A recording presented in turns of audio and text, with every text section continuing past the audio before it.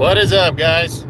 So just coming to you this morning with another video, another top 10. We're going to get into the 135-pound lightweight division. This is a division that's highly stacked at the top. Got pound-for-pound fighters at the very top. Rest of the division, some of these guys, they're worth watching, but they've kind of been there and done that in terms of fighting at the top and have shown that they're either not good enough or they're just, kind of floating around the middle of the pack right now. And but it's still a very good division, and the pound for pound kings at the top of the division. So this is a very good division to pay attention to. So let's start with our three guys that are out from last year. The first guy that we look at is former 3-division world champion Jorge Linares. This guy entered the year as the WBA lightweight champion. In January, he took on veteran Mercito Gesta, got an easy 12-round unanimous decision in that one, retained the title. Then in May, he took on Vasily Lomachenko, and in an absolute classic, went at it with Lomachenko. It was a very good boxing match. He put Lomachenko on his ass in the 6th round, and then ended up getting stopped in the 10th round of that fight off of a body shot. But the fight was very close at the time of the stoppage, and he really showed a lot against the pound-for-pound best. And, and he ended up moving up to, the reason he dropped out of the top 10 is he moved up to junior welterweight, which is 140 or super lightweight, and decided to start up there. And he took on Miguel Cotto's nephew in September, got a win, and is now planning on fighting there unless Lomachenko wants to face him in a rematch. He said that's the only fight he'll come down to. I don't think that's completely out of the question. I would love to see a rematch between those two. I think it'd be great, but just got to wait and see.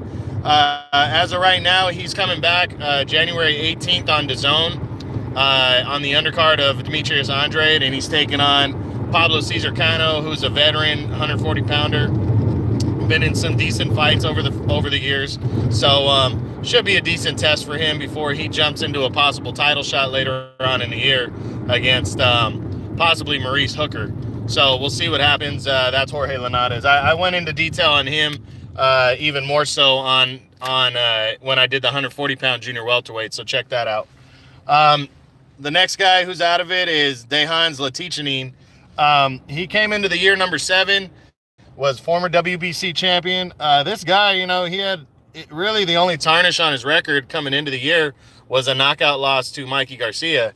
And he ended up getting knocked out again this year against some nobody, and that just killed him. So I dropped him out of it because of that. I think the Mikey Garcia fight really kind of messed with him, and now he's pretty much game against anybody to be walked over, which is a shame because he was a tough as hell straight come forward fighter, and Mikey just blitzed them back in 2017. So I think that led to his knockout this past year, and he's out of the top 10 because of it. So we'll see if he can bounce back in 2019. He's 34 now though, so it might be tough.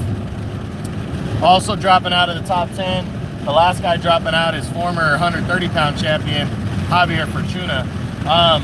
Fortuna entered the year number 9, and he had a title shot in January against Robert Easter Jr. in a fight that, I thought was going to be competitive, and it was, but he came in overweight, so the title didn't end up going on the line for him. He claimed because he had visa issues and trouble getting into the country at the beginning, that held him up from making weight. Whether that's true or not, doesn't really matter. He missed weight, and he lost the fight by a close split decision. He ended up moving up to 140 and taking on Adrian Granados, and actually went toe-to-toe with Granados. Granados inadvertently pushed him out of the ring in the 4th round, and he landed on the back of his head hard. The fight was called a no contest, and he's been out of action since. But the WBC did ordered him to go into some kind of an eliminator at lightweight. So I think he's probably going to come back to lightweight, but he hasn't decided yet. Hopefully we hear something soon. He's only 29 still, and he's been around for a few years. So he's still in his physical prime, and I really hope he Okay, let's break into the top 10 now. Take a look at the 10 guys that deserve to be here most at lightweight. Starting with number 10 is former 3-division world champion Ricky Burns of Scotland. fighting over the 10th spot here was kind of tough. There's a few guys there, but the guy that I wanted to put there was Palis Moses because of the way he fought Ray Beltran earlier this year. But Ricky Burns beat Moses back in the day and beat him convincingly when Ricky Burns was at his best years ago. And Ricky also had a tough, hard-fought battle in 2017 with Anthony Crolla. So I placed him here at number 10. He's still a decent fighter who was a world champ in the last couple of years at 140. He has a win over Kira Relic, who's actually a 140-pound champion right now. So he still has some creds that keep him, in the top 10. He's past his prime though. He fought twice this year, got 2 wins by knockouts, but they're against nobodies. We'll see what he does going forward. He says he wants to get into a world title fight. I think he was close to getting a fight with Yuriorkis Gamboa. That didn't happen, but we'll see what he gets offered this year. I wouldn't be surprised if he fought somebody like Luke Campbell or Anthony Crolla again in a rematch. So we just got to wait and see. But I don't think Ricky Burns, at his age, he's 35 now, I don't think he's going to do too much. This is probably his last hurrah, but we'll see what he can pull off. Finishing the year number 9 is former WBA champion Anthony Crolla. Crolla entered the year coming off of a 2017 where he had lost early in the year to Jorge Linares in a rematch for the WBC title. And then, or for the WBA title, the title he lost to Linares. He got soundly beat, but then he finished the year with a win over Ricky Burns that I just talked about. And this year, in 2018, it was looking like he was going to get, a big-time fight, possibly a title shot. He actually came close to a fight with Lomachenko a couple times, but it couldn't be finalized. He instead just pretty much stayed busy and got himself into an eliminator. He fought twice. He got a unanimous decision over a nobody at the end of March. And then he came back in November and took on Daoud Yardan in a final eliminator. Won by a clean decision and a good fight. And now he's in line to fight for a world title. We don't know what Lomachenko's planning on doing next, but I think he is an option to possibly face Lomachenko next, considering he's Lomachenko's mandatory contender. So we'll wait and see. But yeah, he's a fun, entertaining guy. I don't think he stands a chance against Loma, but hey, he's a mandatory now, and Loma's got 2 belts, so he's going to have to make his mandatories as well as other options. So we'll see. But you might be seeing this guy soon, in the future, and if on ESPN fighting Loma. If not, I'm pretty sure he's with Eddie Hearn, and he'll be fighting on DAZN. Next at number 8 is former WBO champion Ray Beltran. He actually achieved his dream this year and captured his first world title in 2018 with a hard-fought unanimous decision win over Palis Moses for the vacant belt. I was very happy for a guy like Beltran, who got robbed years ago against Ricky Burns. And then he took on Crawford and went 12 rounds with Crawford, and he of course lost, but this is a guy that you really want to see get back to the top of the mountain and become a world champion, and he achieved that. He also had the Lomachenko fight hanging. All he had to get by Jose Pedraza, and he couldn't do that. It was a good close fight through 10. And then in the 11th, Pedraza put him down and really wore him out the last 2 rounds. And that's what lost the fight for Beltran. But, nothing to hang his head about. The guy's 36 years old, 37 now. There's talks about him coming back February 10th on ESPN, and they're talking about him fighting at 140. I would love to see if Jose Ramirez can't unify belts at 140 with Maurice Hooker. I'd love to see Beltran and Ramirez later in the year. I think that'd be a young up-and-comer versus an older veteran, and I think that'd be entertaining as hell. So we'll see what he does. I think this is going to be his last run, though, and we'll see if he can get into a big-time fight. Beltran usually does, and he usually entertains whether he wins or loses. So look forward to that coming in 2019. Finishing the year number 7 is French contender Yvan Mendy. Mendy came into the year, he actually came into the year number 6, and, he drops 1 spot to number 7. He was still riding high off of, he had fought like 4 or 5 times in 2017 and had worked himself into the number 1 spot of the WBC, but he wasn't the mandatory contender yet.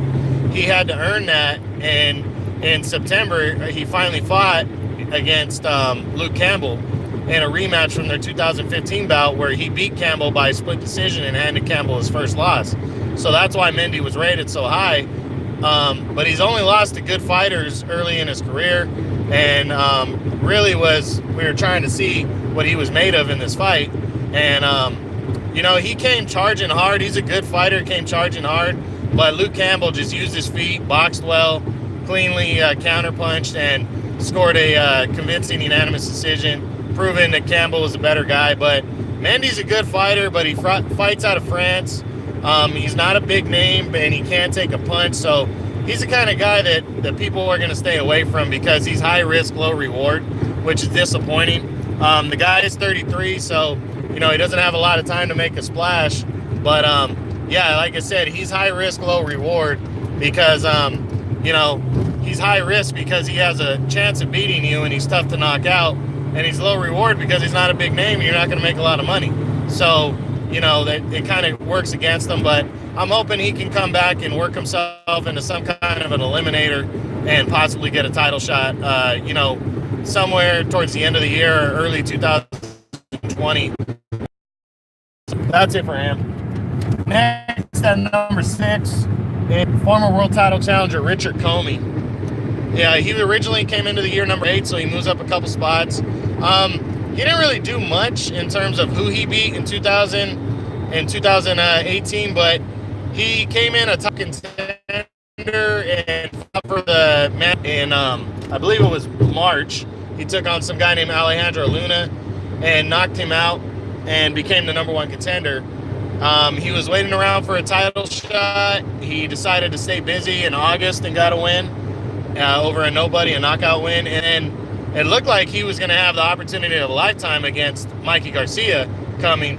But Mikey, after unifying belts and pretty much agreeing to the fight, he never signed a contract and decided he wanted to move up to welterweight instead, so he vacated the title.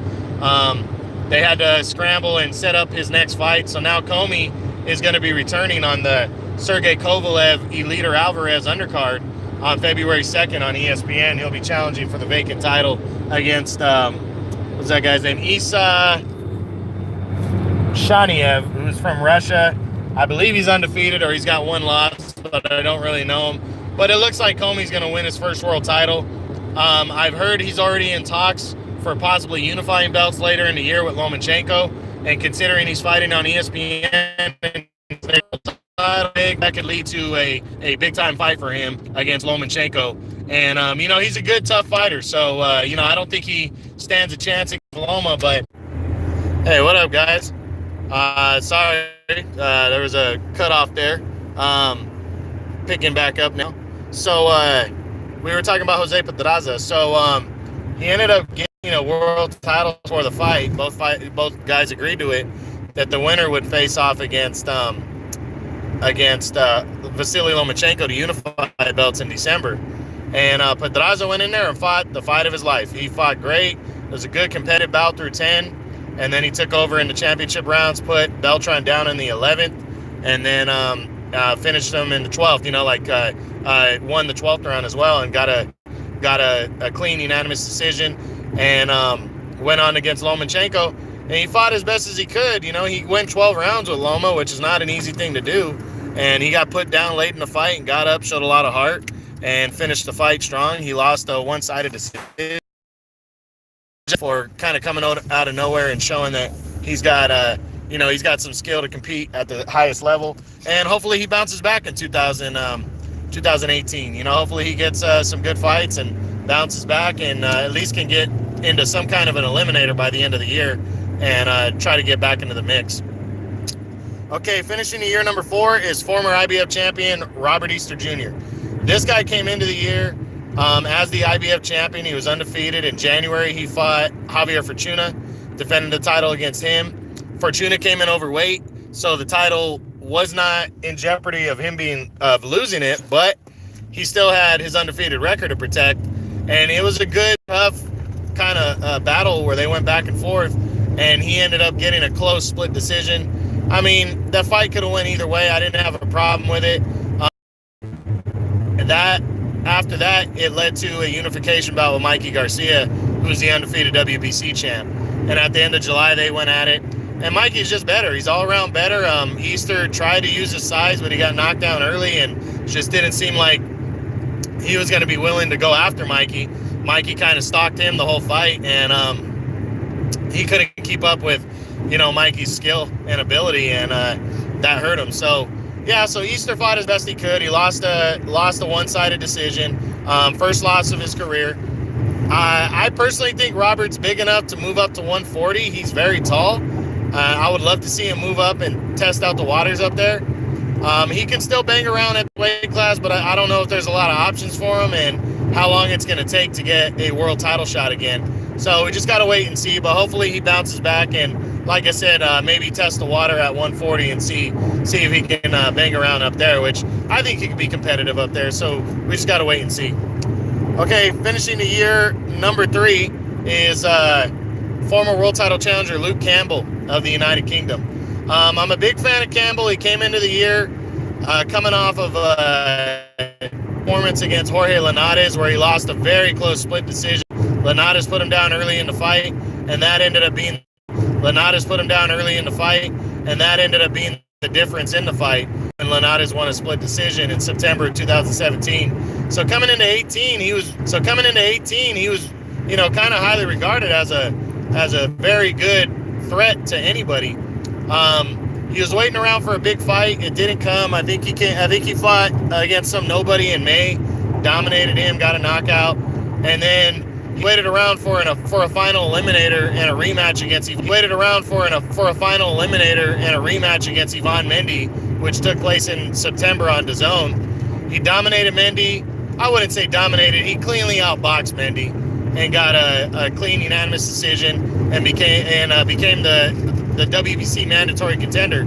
So he's in line to face Mikey Garcia next, but Mikey's moving up to welterweight, and Mikey did not give up this belt. He gave up the IBF title that he beat Robert Easter for, but he didn't give up the green belt. So personally, I think either he's going to be waiting a while for Mikey Garcia, or he's going to be fighting somebody else for the vacant title. I think Mikey's going to get dominated against Errol Spence, but how's he going to come back down after that, and when is he going to return? That's why I think he's probably going to end up vacating that belt, and we're going to see Campbell fight somebody else for the title earlier in the year. If that's not the case, I think Campbell might fight for the interim title against somebody else early in the year while he waits around for Mikey Garcia later in the year. So the fight on March 16th, Mikey Garcia and Errol Spence, has a lot of ramifications, a lot of people that are waiting around to see what happens in that fight so they can move around that. And we just got to wait and see. I'd love to see Campbell challenge Mikey, but I honestly think Mikey's going to get beat down against Spence, and that might cost him the rest of the year, to where he's probably not even going to want to fight the rest of the year or till the end of the year. So what does Campbell do till then? So again, I think there's chances he could move on to possibly face one of the other champions like Richard Comey, who I think is going to win the title, or even Vasily Lomachenko. He fights for the interim title and just kind of stays busy. So we'll wait and see.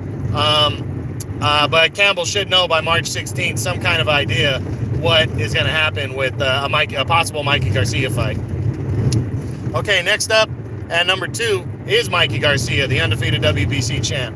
Well, he entered the year as the WBC champion, but he had just competed against Adrian Brenner at 140. He decided to stay at 140 and take on Sergey Lipin. That's the undefeated junior welterweight champ. He also passed on a championship in a 4 different weight class. He pretty much dominated the action against Lipinets. Lipinets fought hard. Mikey knocked him down in the 6th and ended up getting a clean unanimous decision to become a 4-division world champ. It looked like he was going to defend his 140-pound title, but he ended up changing his mind and dropped back down to 135 to unify belts against Robert Easter, and he dominated the action against Easter. He knocked Easter down early in the fight and then just picked him apart the rest of the fight and got a one-sided unanimous decision in that one and unified belts. Then it looked like he was going to defend his unified title against mandatory contender Richard Comey, and he ended up changing his mind again as he decided to move all the way up to welterweight to fight Errol Spence, which that fight's taking place March 16th on not Showtime, on Fox pay-per-view. Now, why is he still ranked at lightweight? Because he decided to hold on to his WBC lightweight title. He vacated the belt he took from Robert Easter, held on to the lightweight title. I think he's doing this to have a belt, to still be called a world champion and have a belt to defend once the stuff with Errol Spence doesn't work out. I think he's going to get dominated against Spence. I don't think he stands a chance in that fight. Spence is too big, too strong, and a good, very good boxer. I give Mikey his props for moving up and testing the waters, but he should be feeling it out instead of just jumping straight up to this weight to face pretty much a beast and the boogeyman at 147, which is Errol Spence. But we'll see what Mikey can do. Maybe he can pull it out. He is a top 5 pound-for-pound fighter. Maybe he can prove everybody wrong. We'll see. If he does that, he'll probably stay at welterweight if he proves people wrong and at least contends. But I personally think he's going to end up coming back down to lightweight either by the end of the year or maybe not at all because he gets beat down so bad. So if you're a fan of Mikey Garcia like I am, you might want to really look forward to his fight with Spence and enjoy that, because in my opinion, it might be the only fight you see of his in 2019. But he is still somewhat of a young guy. He's 31, and he took a couple of years off, so you could give him a couple added years onto his age in terms of him still being young. Still very good. I really hope at some point the fight with Lomachenko happens. I just don't think it's going to happen this year, but we'll see. You never know. And now finishing the year number 1 is the unified WBA, WBO champion, Vasily Lomachenko. I love this guy. He's probably my favorite fighter between him and Canelo right now. This guy is truly pound for pound the best. And he doesn't just show it by overwhelming every opponent. You saw with his fight with Linares, we didn't know at the time, but he injured his shoulder and got put down in the 6th round and came back and knocked Linares out on a body shot, with not being able to use his lead hand, his right hand. I mean, that was such a great performance. I was so impressed with him. Then he came back in December, testing the arm out, trying to unify belts, and he dominated Jose Pedraza over 12 rounds, got a clean one-sided decision, knocked him down in the fight, and unified belts. Big-time deal right there. Truly is pound for pound the best. The Mikey Garcia fight doesn't look like it's happening anytime soon, which is a shame. That would have been huge for boxing. But we'll see what happens next for Vasily. They're talking about him coming back in April. I hope it's against somebody good and credible at least. I would love to see him face Miguel Beltran, the top guy at 130. I think as a pound-for-pound fighter, that would be better than him just making a mandatory defense against like Anthony Corolla. But I think he might face a guy like Corolla, maybe face Richard Comey later in the year. He's going to stay busy. I see him fighting probably 3 times this year in April, August, and December. And I just hope by December, by the August or December fight, that he gets a big-time showdown with somebody. I wouldn't just settle for winning all the belts at 140 or 135 because Mikey Garcia is going to hold on to one of those belts for a while. But I do think an undisputed title fight is possible. If he fights, I think setting him up for the whole year, if he fights Anthony Corolla or somebody else just to stay busy in April, and then faces Richard Comey, who's probably going to be the IBF champion in August, and then maybe if Luke Campbell's the WBC champion at the time, maybe take on Campbell in December to become the undisputed lightweight champion. That would be great. Viable option possibly, and an outside shot if either Chelt are possible, and he consider those, or he could just take on all champions and become undisputed world champ. Either way, Vasily Lomachenko is a must-see. He's a great fighter, and he will not be disappointed. So that's it, guy. That's 135.